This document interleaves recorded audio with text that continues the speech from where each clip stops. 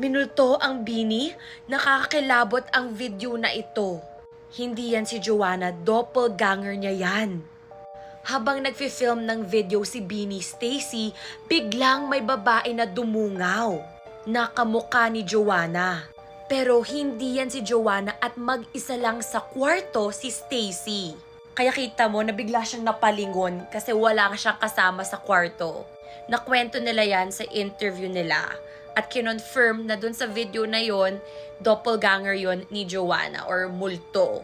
Or multo na kamukha ni Joanna. Kasi 'di ba, kamukha nga ni Joanna. So na-interview ko dati yung Bini and I asked kung meron silang mga ghost experiences. So yun, nakwento nila na they have some ghost experiences sa kanilang bahay. Siguro medyo haunted. 'Di ba, kamukha nga ni Bini Joanna. Like isipin nyo na dumungaw lang siya. Nag-hello lang siya, ganun.